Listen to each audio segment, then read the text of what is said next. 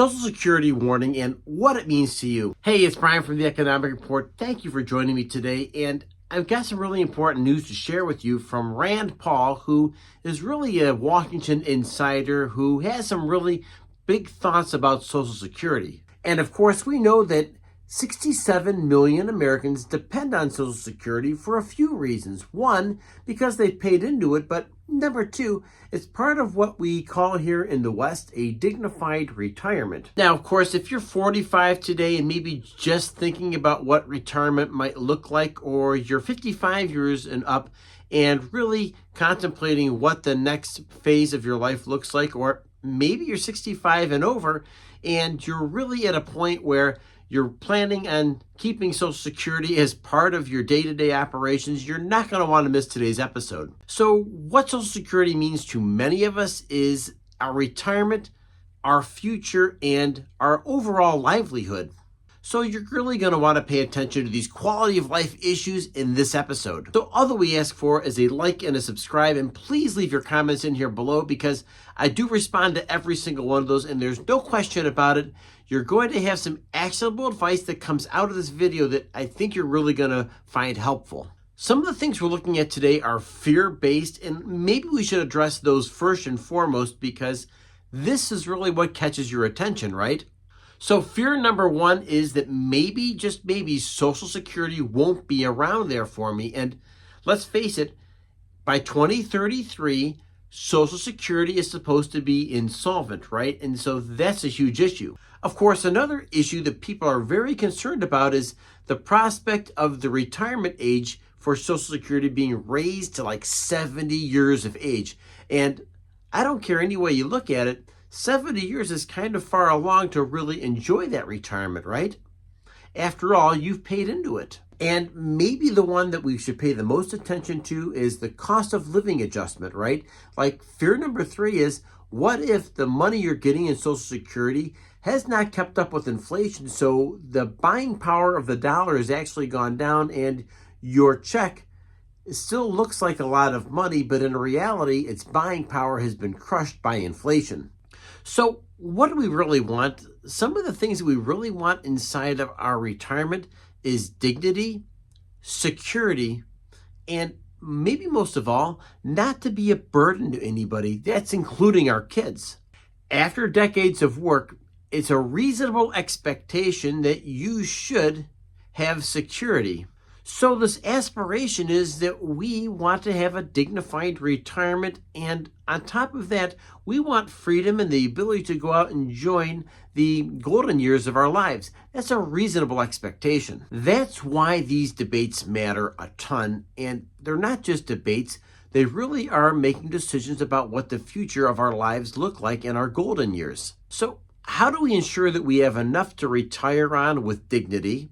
How do we ensure healthcare access without bankrupting ourselves or being a financial burden to our families? And maybe equally as important is having something to pass on to the next generation, not just bills. So this is a perfect opportunity to talk about life insurance for a moment. It's the sponsor of our show, and the reason why this is really important is you want to make sure you have a legacy behind you, and whether you're in a universal life, a whole life, or a term life policy, the fact is just getting a quote is free, and maybe, just maybe, it can erase some of the uncertainty you may have about what the next phase of life might look like, and of course, taking care of your loved ones after. So go ahead and check this out, and with that, let's continue. There's a congressman out of Kentucky by the name of Rand Paul, and he really has some very important thoughts about Social Security and the future of the retirement ages inside of the United States. Social Security runs out of money in 2033.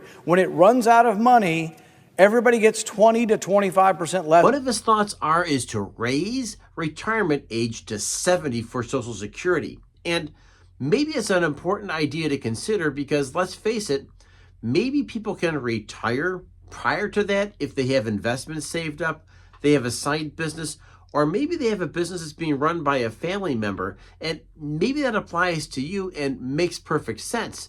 But of course, The other idea of retiring at age 70, some people say, geez, how many good years do I have left? And that's a reasonable thought. Rand Paul also has some thoughts about high income earners because he also believes that maybe the Social Security these folks have paid into really shouldn't be given to them to begin with.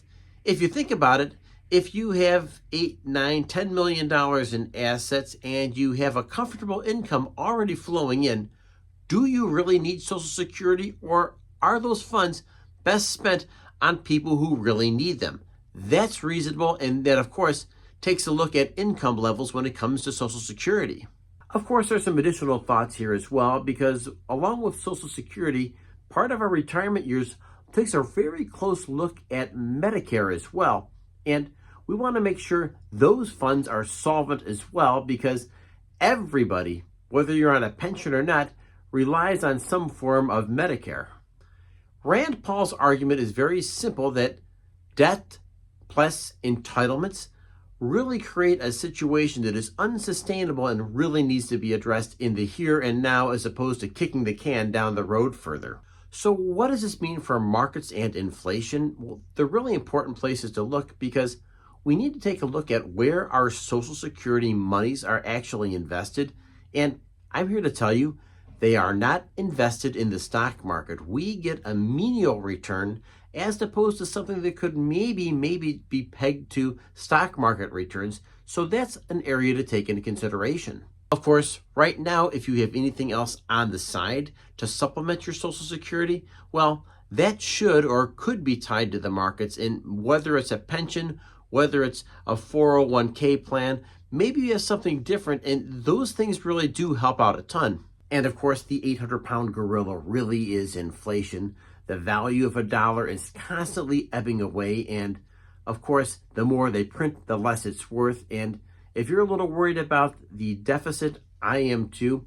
We know we're over $25 trillion and growing, and so these are things that people like us really do need to be concerned about. But of course, this episode is not about doom and gloom. It really is about being proactive in our approaches about what our retirement years might look like. And if you have comments about how your retirement years are going and you're already retired, we'd love to hear from you. So if you're 50 and under, you might not want to totally count on Social Security.